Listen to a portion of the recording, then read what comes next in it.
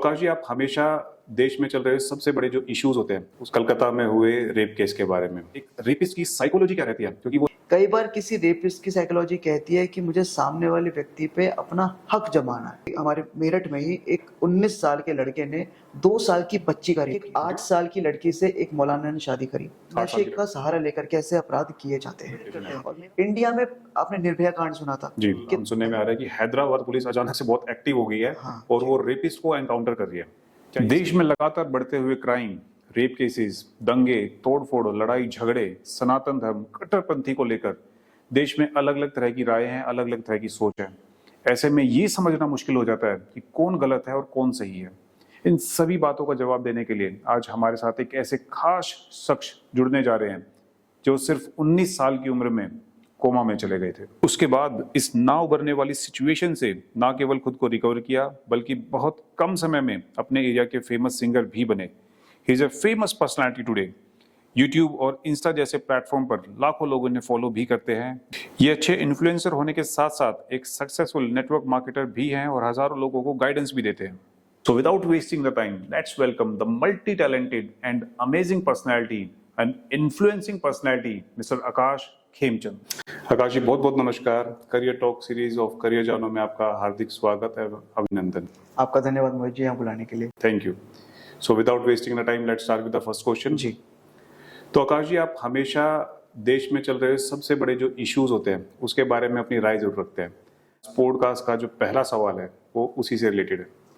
देश में सबसे बड़ा इशू चल रहा है इस टाइम पर कलकत्ता में हुए रेप केस के बारे में, ट्रेनी डॉक्टर का जो रेप केस हुआ। तो मेरा सवाल इसमें यह था कि इतना बड़ा अपराध हुआ, एक रेपिस्ट की साइकोलॉजी क्या रहती है? क्योंकि वो रेपिस्ट कहीं ना कहीं सो कॉल्ड समाज का एक हिस्सा है। वो किसी का बाप भी है, किसी का बेटा भी है, किसी का भाई भी है, किसी का चाचा भी है। तो ऐसा उसके माइंड में अचानक से क्या आता है कि वो इतना बड़ा अपराध कर बैठता है, इतना बड़ा क्राइम कर बैठता है बिना अंजाम की परवाह किए? क्या उसकी साइकोलॉजी रहती होगी?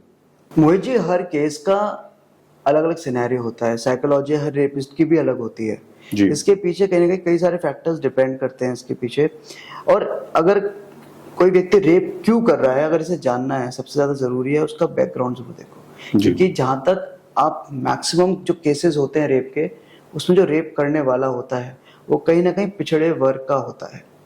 मैक्सिमम केसेस में अगर आप देखो, ज्यादातर केसेस में कोई ना कोई पिछड़े वर्ग से मिलेगा। बिल्कुल। इसमें कहीं ना कहीं चीजें ऐसी होती है, जैसे हो सकता है कोई पिछड़े वर्ग व्यक्ति ने जो अपने परिवार में कुछ ऐसा सिनेरियो देखा हो जहाँ पे एक महिला को डोमिनेट किया जाता हो, उसके पिता या उसका भाई मारता हो उन्हें, या सेक्सुअल वायलेंस किया जाता हो, वो देखता आ रहा है और उसके लिए सब चीजें नॉर्मल हो, उसके लिए नॉर्मल है चीजें। हाँ, ये हो सकता है। कई बार किसी रेपिस्ट की साइकोलॉजी कहती है कि मुझे सामने वाले व्यक्ति पे अपना हक जमाना है, और वो हक जमाने के लिए पावर का इस्तेमाल करता है, सेक्सुअल वायलेंस का इस्तेमाल करता है। कई बार ऐसा देखा जाता है, जैसे अभी एक केस आया था कि हमारे मेरठ में ही एक 19 साल के लड़के ने 2 साल की बच्ची का रेप किया। 2 साल की बच्ची? 2 साल की बच्ची का रेप किया, बहुत वायरल हुआ। भी 16 अगस्त की बात है। और केवल इतना ही नहीं, यमन से भी बिल्कुल खास, बिल्कुल ताजी खबर आई है कि एक 8 साल की लड़की से एक मौलाना ने शादी करी। 8 साल की लड़की 8 साल की लड़की से शादी करी और फर्स्ट नाइट पे ही 3 बार सेक्स किया और वो लड़की मर गई। तो इसमें अगर आप देखो तो कहीं ना कहीं सामने वाले फीमेल को ऑब्जेक्ट समझा जा रहा है कि बस इस्तेमाल किया, एक खिलौना है मेरे लिए, ये इस्तेमाल किया और खत्म। राइट। तो ये साइकी कहीं ना कहीं इसके पीछे फैक्टर ये भी, इन लोगों में गिल्ट नहीं होता अपनी गलती करके। इन लोगों में गिल्ट नहीं होता और मैक्सिमम टाइम नशे का सहारा लेकर के ऐसे अपराध किए जाते हैं। और मेरा मानना है जी कि रेप तो रेप है, चाहे कोई भी कर रहा है, उसे सजा मिलनी चाहिए। बिल्कुल मिलनी चाहिए। तो इंडिया में हर रोज हम देखते हैं कि रेप की यहाँ से कोई खबर आ रही है, वहां से कोई खबर आ रही है। 70% केस तो रजिस्टर्ड भी नहीं होते शर्म की वजह से। तो इतनी ज्यादा मात्रा में, इतनी ज्यादा अमाउंट में रेप केसेस बढ़ते जा रहे हैं इंडिया में। इंडियन एजुकेशन सिस्टम बढ़ रहा है, उसके बावजूद भी लोग अवेयर हो रहे हैं, उसके बावजूद भी ये चीजें बढ़ती जा रही है। इंडिया इस चीज को रोकने में, इसको खत्म करने में कामयाब नहीं हो पा रहा है। इसका क्या रीजन है? देखो, पहले मैं आपको एक डेटा बताता हूँ।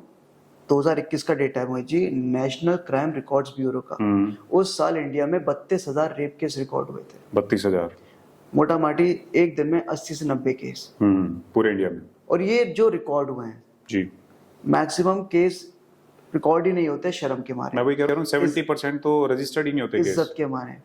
आप बता रहे हो सजा का प्रावधान हमारे भारत में है, बट सजा क्या है एक्चुअली, पहले सजा बताता हूँ कि हाँ आपको लाइफ इम्प्रिजमेंट मिल जाएगा, आपको लाइफ लॉन्ग जेल में डाल दिया जाएगा, आजीवन कारावास। सख्त कानून की भी आवश्यकता है, पर सख्त कानून कागजों में ना हो, उतनी ही सख्ती से उन्हें इम्प्लीमेंट भी किया जाए, एग्जीक्यूशन उनकी। जैसे कई सारे देशों में जो आपकी गल्फ कंट्रीज है, वहां पे अगर रेप प्रूव हो जाता है तो पब्लिकली लोगों के बीच में ही गर्दन उतार देते हैं।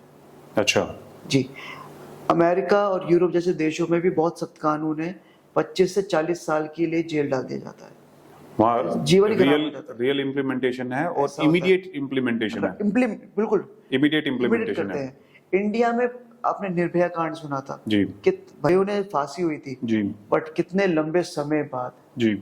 अभी कैलकाटा का केस चल रहा है, सुप्रीम कोर्ट इसमें दस्तक दे चुका है, पर रिजल्ट या फिर कब तक ये चीज सजा होगी सब वेट कर रहे हैं।